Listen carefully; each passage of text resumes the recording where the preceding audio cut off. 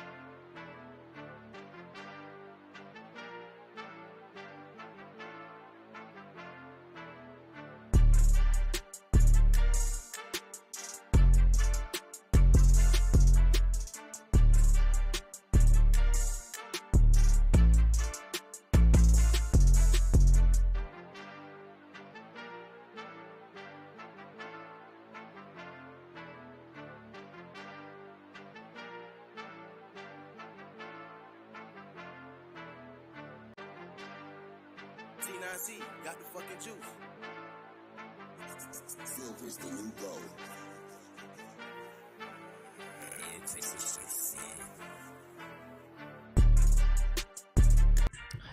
What's going on, everyone? Welcome back once again. You know, the last live stream ended because I guess people in my dorm building don't know how to cook that well. And they ended up setting off the fire alarm. So that's why we had the brief, abrupt ending to the previous live stream. But thankfully enough, we were already moving on to the other three segments. So I apologize for the inconvenience having to start up another live stream for y'all guys. Trust me, like I wanted to be done too. But we got to talk college football, man. Got to give you guys my preview and prediction for Florida versus Utah. I'm so excited for this game. But before we get into that, we got some NFL news that we got to discuss. Trey Lance got traded to the damn Cowboys. Like, what? Who saw that one coming? Trey Lance getting traded to Dallas. We got to talk about that. And there's some rumors floating around that Kyler Murray probably won't play this year for Arizona.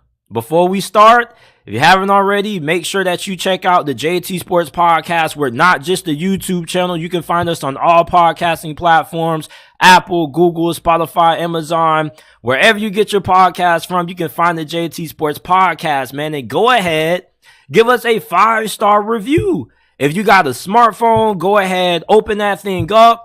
Go to your podcasting platforms, Apple, Spotify, wherever, and give us a 5-star review if you want to support the channel, man. So, here we go.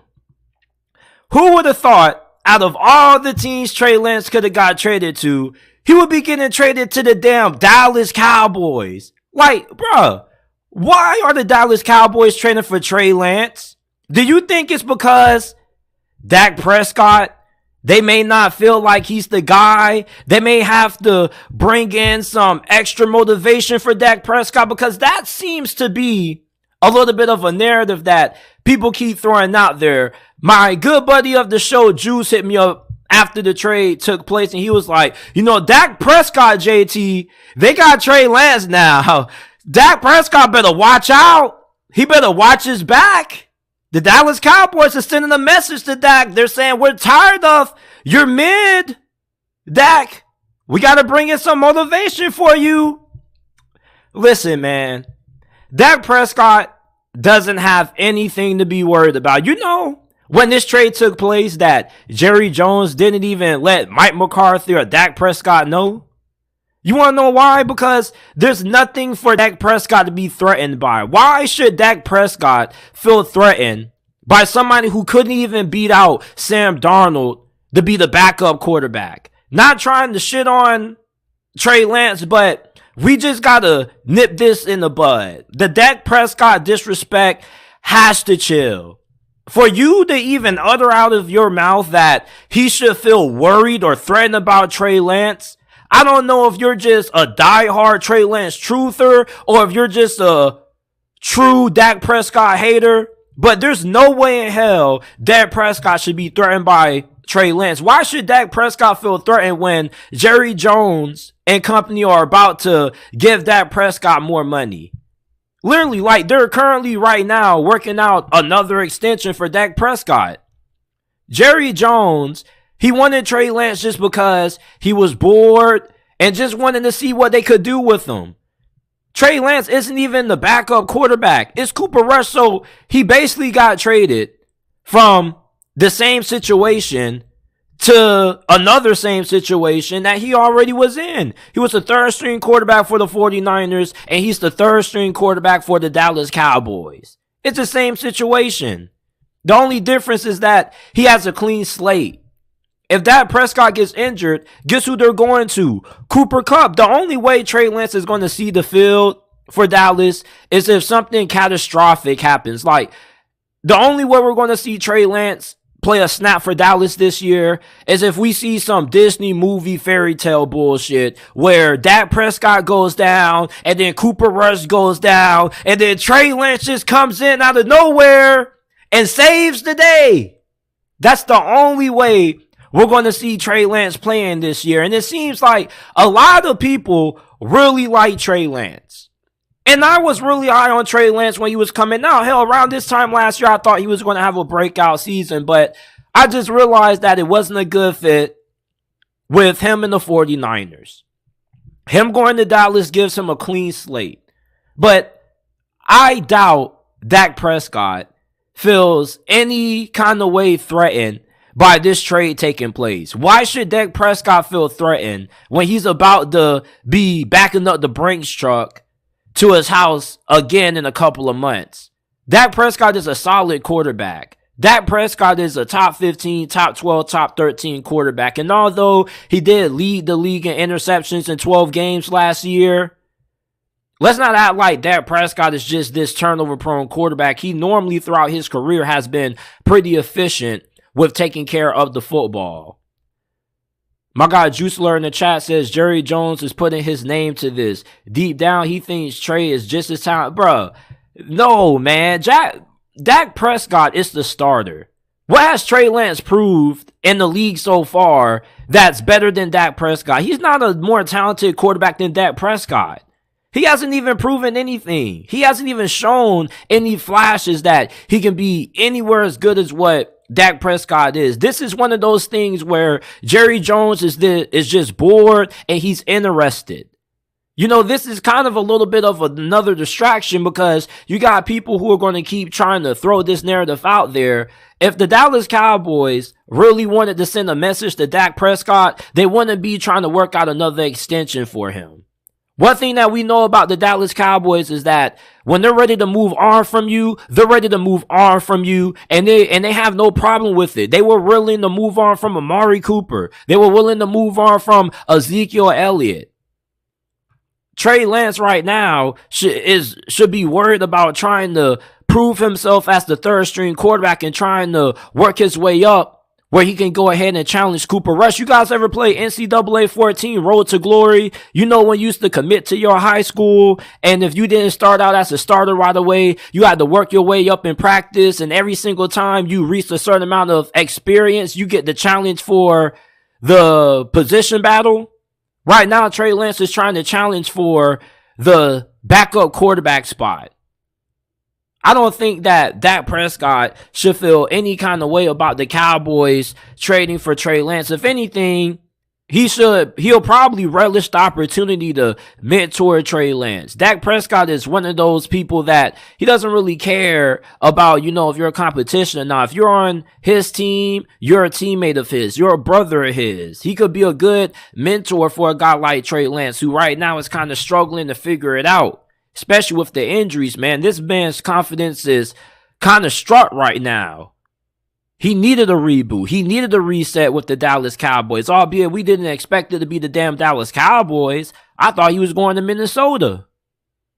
But Dak Prescott, I don't think he should feel threatened by trading for Trey Lance, a guy who couldn't beat out Brock Purdy, couldn't beat out Sam Darnold, couldn't beat out Jimmy Garoppolo. They gave this man a handout last year. They literally gave him the keys to the starting quarterback job. They tried to push Jimmy Garoppolo out.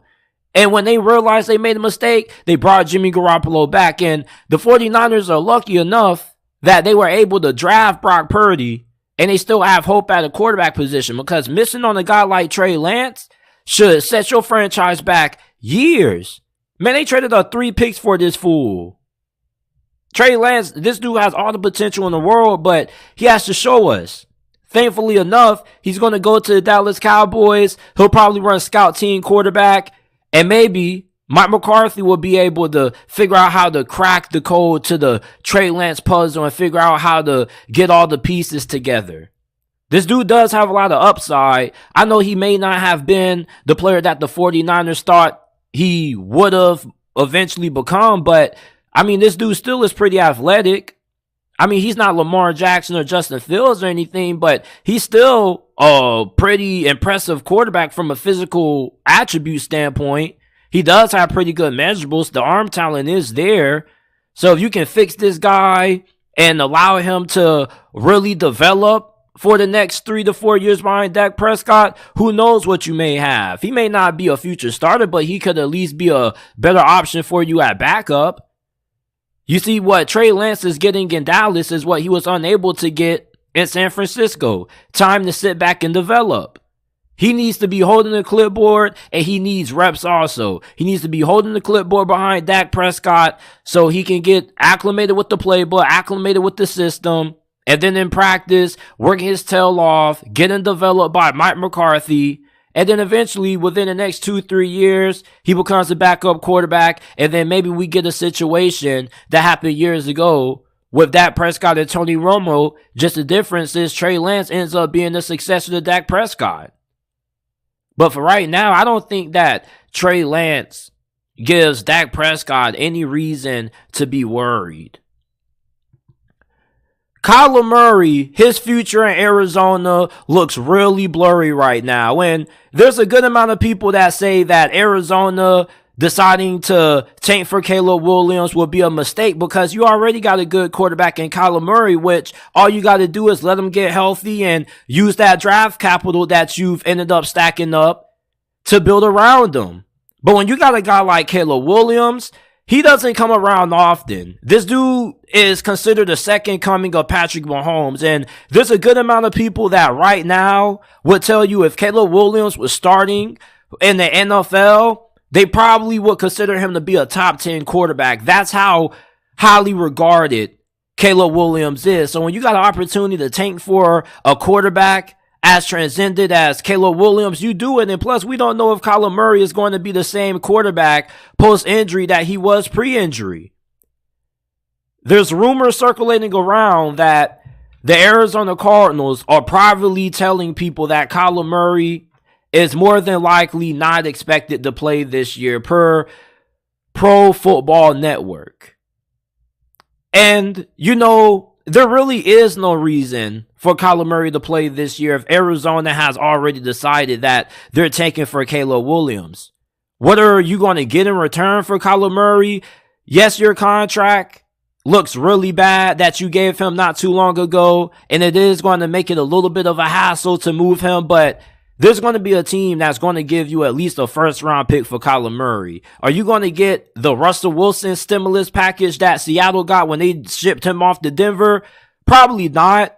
But Kyler Murray, before he went down with that injury, he was still one of the better quarterbacks in the league. And people make it seem like this dude has just been ass every single year he's been in the league. Like, outside of last season, this dude was a top 10 quarterback in most people's eyes and a Pro Bowl caliber quarterback. He just doesn't go from being a Pro Bowl caliber quarterback to becoming a jabroni, and within the span of 1 year, Kyler Murray gets traded to a good team. He could easily bounce back. And I think that Minnesota probably most likely is the team to watch when it comes to this situation. When is Kyler Murray going to get traded? It could be the middle portion of the season. It could be in the off season.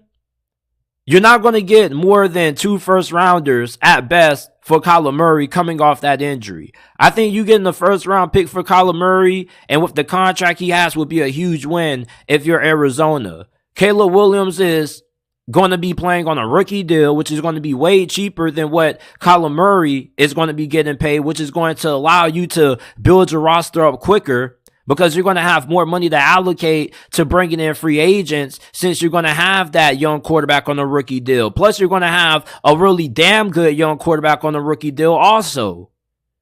Kyler Murray, with how his contract is looking, is kind of going to set your team back. Because the cap hit is going to be so large that it's going to be hard to really be able to rebuild how you want to rebuild with that contract lingering around if you're not really committed to Kyler Murray. And we really shouldn't be surprised about this. Because if Arizona really was committed to Kyler Murray and trying to build around him long term, why would they get rid of DeAndre Hopkins? Why would they trade Josh Jones? Young offensive tackle with a lot of upside. Arizona, right now, they got a clearance sale. You remember when Kmart was going out of business and Kmart had all those big clearance posters on the front of their store saying clearance, everything has to go 50, 60% off, marked down items. That's what the Arizona Cardinals are doing right now. They're saying, hey, we don't want to be good. We want to be terrible. Everything is up for grabs. It's a fire sale, clearance, marked down items. Come get it if you want it. If they're already giving away young asses, you think they're going to have any problem getting rid of Kyler Murray? They didn't draft him. This isn't the same regime that drafted him when they had Josh Rosen. This is a new head coach and a new general manager. And if you're Jonathan Gannon, you don't want to have your job security in the hands of a quarterback that was heavily dependent on his athleticism when you don't know if that athleticism is going to return or if he's even going to be remotely the same athlete that he once was. You got a chance to go get a young gun like Caleb Williams or Drake May. You got to go do it. And Kyler Murray, if you can trade him for a first round pick, you're going to have more first round capital to work with to continue to build up your squad. You potentially could have 2 top 5 picks. You could take Caleb Williams, number 1, Marvin Harrison Jr. with the 2nd pick, and then maybe, you could strike gold with your 3rd first round selection. But Kyler Murray, there's not really a reason for him to play this year. If Arizona is truly trying to tank, all he's going to do is kind of hamper your chances of being able to tank and make it even harder because he still is a really solid player. So if you're trying to tank and you got him on the field, he's not going to make that even easier. If you're Arizona, you want to be as bad as possible. Putting Kyler Murray on the field makes you a better team than what you would be if you got Joshua Dobbs out there or Clayton Tune. If there's any quarterback who should be thrown out there, it should be Clayton Tune. Throw a rookie out there. Let him show you what he got. And in the process, if he sucks, then you can just go ahead and benefit from that and get the number 1 pick. Arizona isn't trying to win. They got an opportunity to get Caleb Williams on a rookie deal, Marvin Harrison Jr., whoever else. Like, next year's draft is full of nothing but generational talent. The 2024 NFL draft may be one of the most talent-rich drafts that we've had in a very long time. Arizona should be trading away every valuable player that they have right now, including not just Kyler Murray, but Budda Baker. When is he going to get traded? You could probably get a 2nd round for him. It doesn't make sense for Kyler Murray to play this year if Arizona isn't all in on him. If Arizona isn't all in on him, you got to make that decision be known before the season. And the reason why I say this is because you're probably going to say, oh, JT, they got to throw him out there so he can audition himself to other teams. No, they really don't. I mean, what if Kyler Murray goes out there and he looks awful? All you're going to do is risk hurting his trade value. There's going to be a team that's going to be willing to give up a first-round selection regardless of Kyler Murray's contract. He's a really good quarterback. He is a franchise-caliber quarterback. And teams are willing to take a chance on that. Hell, like, if you're a team like the LA Rams or the Minnesota Vikings and you're not going to be bad enough to get in the Caleb Williams sweepstakes, but you want to upgrade that quarterback, if you still got that first-round pick, you trade that bad boy to Arizona and you come up on Kyler Murray. I'd rather go ahead and work with trying to experiment with getting Kyler Murray back to playing at a high level than trying to roll the dice and gamble on these upcoming rookie quarterbacks. As promising as they may look, not all these dudes are a guarantee. Even Caleb Williams, he could be a bust for all we know. If you're Minnesota or the Rams, or even if the Raiders want to get back in the quarterback market, Kyler Murray is a good alternative. You get a young quarterback with a lot of upside that already has a lot of productivity on his resume. Kyler Murray is a former Pro Bowl caliber quarterback. He has one down season. We act like this dude is shit. We act like he's as bad as what Baker Mayfield is, bro. Like, I kind of agree with the franchise guy with Kyler Murray quietly becoming the most underrated quarterback in the NFL. This dude has done nothing but get better every single season. Character issues and leadership issues aside, this is still one of the most talented quarterbacks in the league. And if he truly hasn't been putting his best foot forward, I want to see what he can do if he gets to an organization that actually is going to bring the best out of him and make him put that time into studying film, how good he can be. Kyler Murray should not be playing this year for the Arizona Cardinals. The Arizona Cardinals need to be as terrible as possible. They need to be sucking water through a garden hose. All Kyler Murray does is make it even more difficult for you to tank.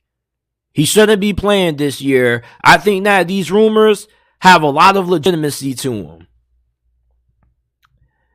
Before we get into our main event, man, our Utah versus Florida preview and prediction, I gotta ask y'all to do one favor for me.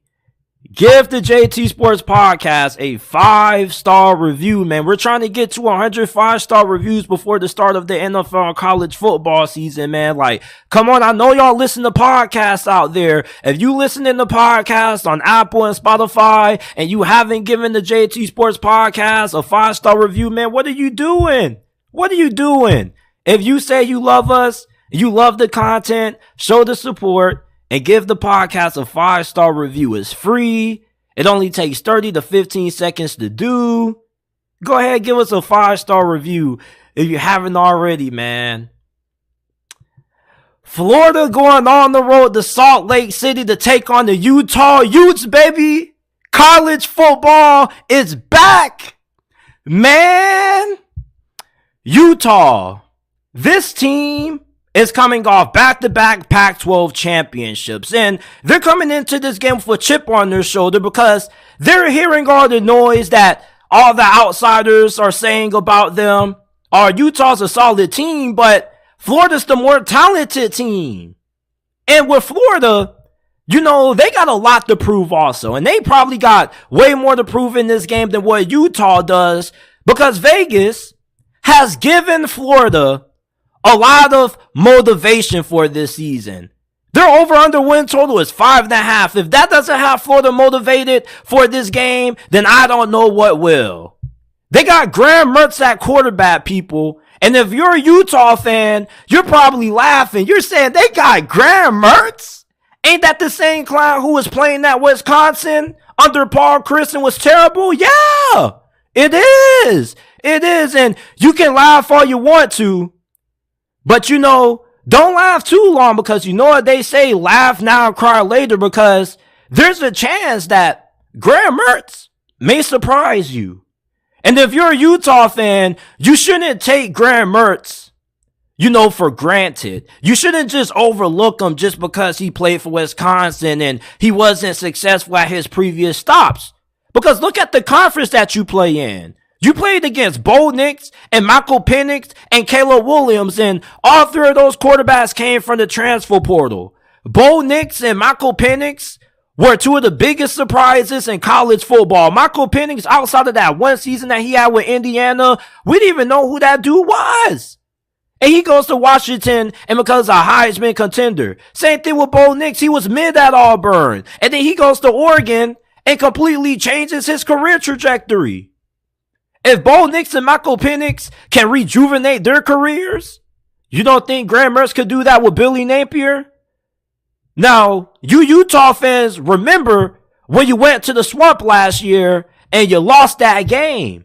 Now, that game, you probably feel you would have won if it wasn't for that miraculous interception that you came up, that Cam Rising threw in the red zone, which pretty much sealed the victory for Florida. But another reason why Florida won that game was because Anthony Richardson played his ass off. That week 1 game that Florida had Anthony Richardson in for, and his first ever collegiate start, was the best game of his college career, ironically. This dude looked like a superstar. He was out there playing street ball. The good thing is that if you're Utah, you don't got to worry about that kind of freak athlete at quarterback anymore. You got Graham Mertz, and he doesn't have nowhere close to the same amount of athleticism that Anthony Richardson had. But he could prove to be a better overall quarterback than Anthony Richardson, because Anthony Richardson wasn't that great as a passer in Billy Napier's offense. As a matter of fact, Billy Napier and his coaching staff kind of had to change a lot of things around with their offense to appease Anthony Richardson's skill set. Graham Mertz is a quarterback that could prove to be an upgrade from Anthony Richardson in some capacity when it comes to throwing the football. You're going to have a quarterback that should be at least better in the short intermediate passing game. He should be able to hit the layups, the easy throws. The easy throws, Anthony Richardson was really inconsistent at being able to hit. And they're the layups. Graham Mertz should at least be able to hit the layups. And then he also plays better within structure. Anthony Richardson, he wasn't all that comfortable in the pocket during his time at Florida. Graham Mertz, he's not going to have the same athleticism that Anthony Richardson has. So he's going to sit in that pocket, and he's only going to scramble out when he has to. And Florida has a pretty good offensive line. And one thing that you can say that Graham Mertz is going to have that he never had at Wisconsin is a solid supporting cast. Now, Florida doesn't have an all-star group of receivers, but they do have guys like Ricky Pearsall and Marcus Burke who should make their presence felt in this game. I think that those are their two best receivers. And their offensive line should be pretty solid despite losing a couple of guys to the league. Now, Utah, defensively, this was one of the better defenses in the Pac-12, but they were prone to giving up big plays in the passing game at times. But this run defense was absolutely outstanding.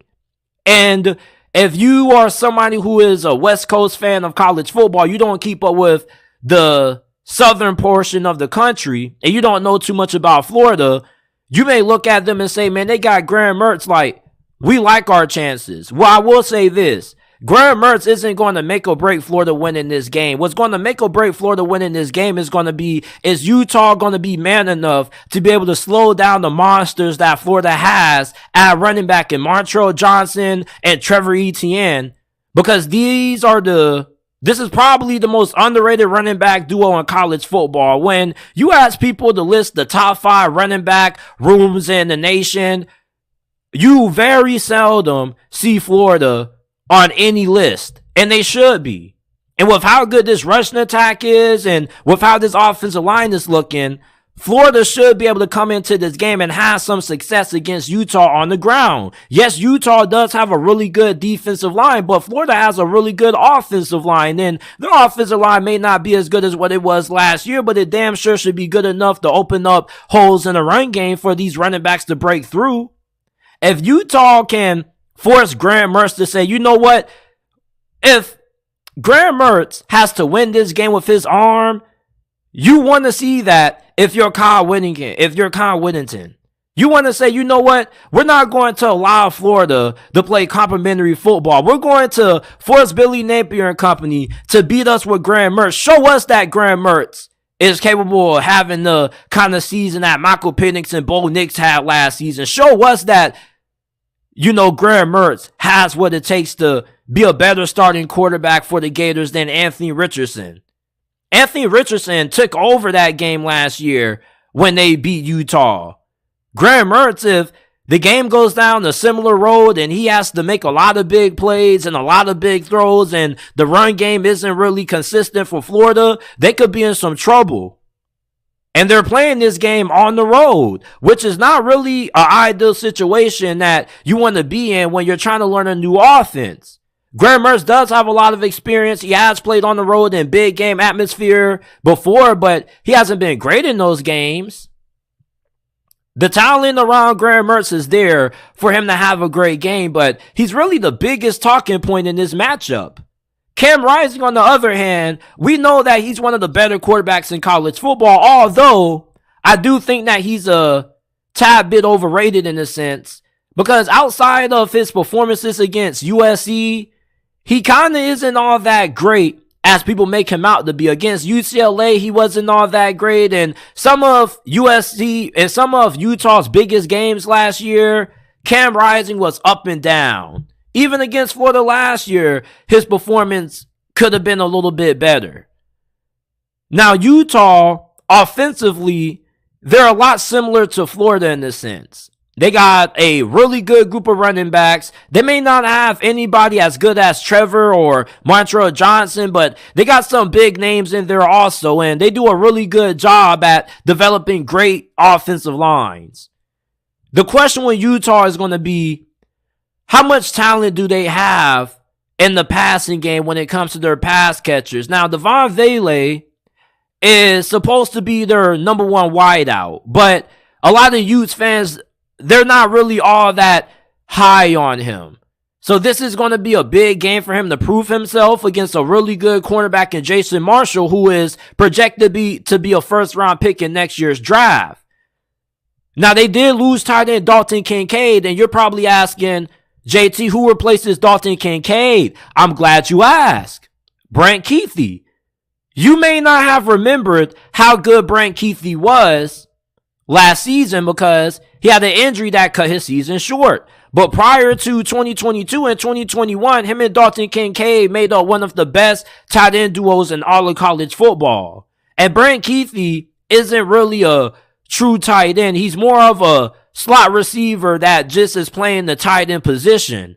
This dude is a really good route runner, and he's a huge matchup nightmare for that Florida defense to have to deal with. Florida's defense was dog crap last year, and their defense has been pretty bad for the last couple of seasons. Like, y'all remember when they had Todd Grantham as their defensive coordinator? Lord, let's not even bring that up, because they got a new defensive coordinator in Austin Armstrong, and he's one of the youngest defensive coordinators in Power 5. There's a reason why Florida picked him up. And this defense was really bad in pretty much every statistical category last year. Couldn't get off the field in third down situations. They weren't good against the run. This defense should take some tremendous steps forward under Austin Armstrong, and we definitely should see that in this game. If this defense doesn't show up, and this is the same defense that we've seen out of Florida for the past couple of years, they're going to get ran out of Salt Lake, and it's going to be a one-sided affair. The defense has to be on point in this game. Utah, I don't really think they do anything special on offense. This is a team that they're pretty direct with what they want to do. They want to run the football down your throat. Yeah, they got a quarterback in Cam Rising who's a gamer who can step up and make big plays, but they want to play smash mouth football. They want to impose their will on you. Utah is the most physical team in the Pac-12. They give me those old school Wisconsin vibes. You remember those early 2010 Wisconsin teams that were super physical, hard-nosed, and tough as hell? Didn't have fantastic quarterback play, but they had great running backs and great defense. That's Utah. That's kind of the identity that Kyle Whittington has gave this team. If you're Florida, you need Austin Armstrong to show you why he was such a big addition, and it has to be in this game. It couldn't, you can't lose this game and be like, we still got time for things to get better. This defense needs to show improvement in this matchup, Because if not, it's going to look really ugly because Utah's offense is capable of hanging up a lot of points on you if you don't have a great defense. Now, I want to get to a big argument that I've been in with Florida fans when it comes to the talent discrepancy in this game.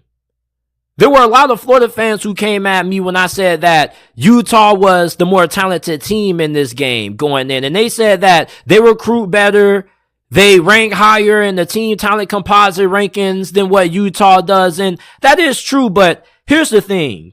When it comes to judging a team like Utah and how talented they are, you can't always judge them by recruiting rankings and the team talent composite because they don't show player development.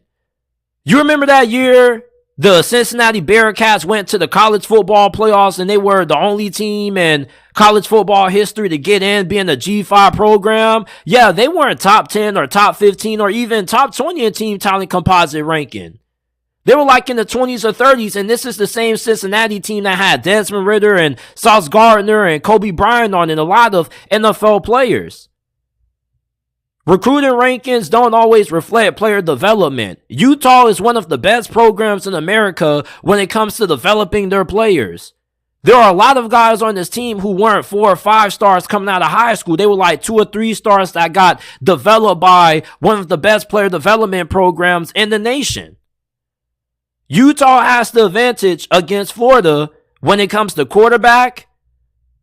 And, maybe their offensive line is slightly better. And maybe their secondary. But outside of that, there's a lot of positions that you can kind of say are kind of deadlocked. It can kind of go in Florida's direction. But when you look at Florida's defense, though, they got some boys on their defensive line. This is a really talented defensive line that Florida has.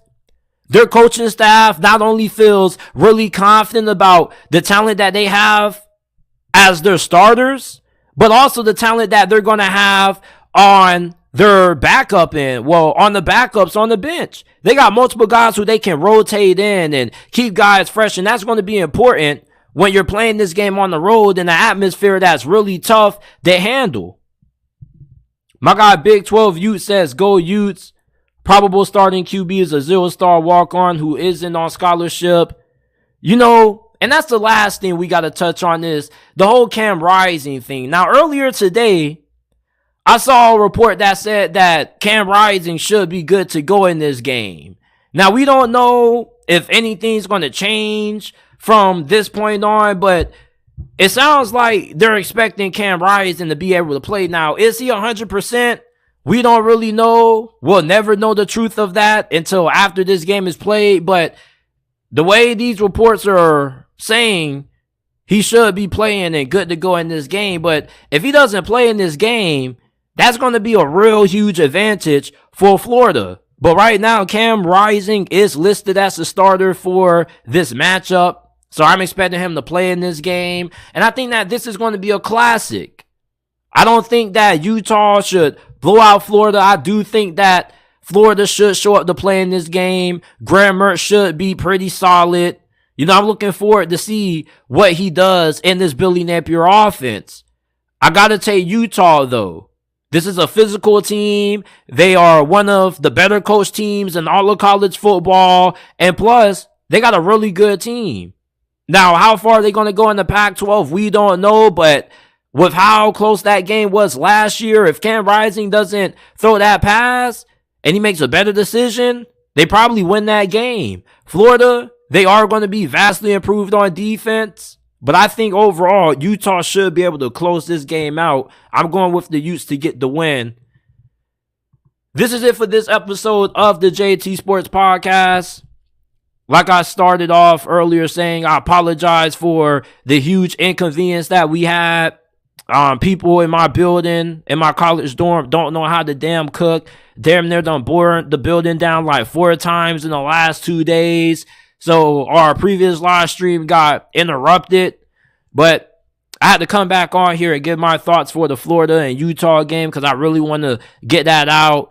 Utah fans are really passionate about the Utes, and Florida fans are really passionate. You guys show a lot of support to the channel, and there are a lot of Florida fans that I've been seeing on social media saying how they're going to the game. So there should be a good turnout of Florida fans. But I appreciate you guys for listening to this episode.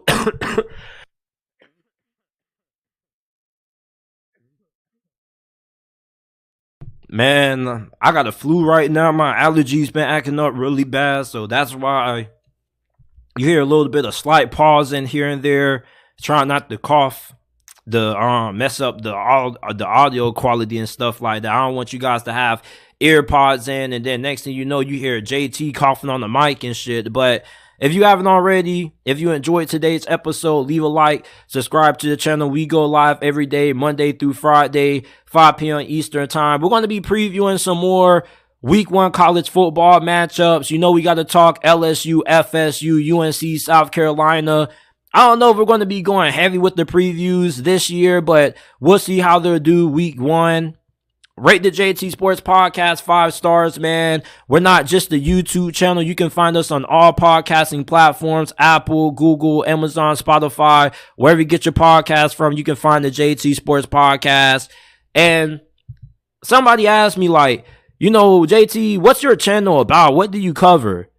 Man, I just talk about football. It doesn't matter if it's the NFL, college football, XFL, USFL, whatever. Like, we just love football over here. So we cover all kinds of football leagues, football content. So if you're a college football fan and you think, oh, like, this man just talks about the NFL. No, like, we talk college football too. Vice versa. We talk NFL a bunch too. So if you're just a diehard football fan, subscribe to the channel. Glad to have you guys aboard.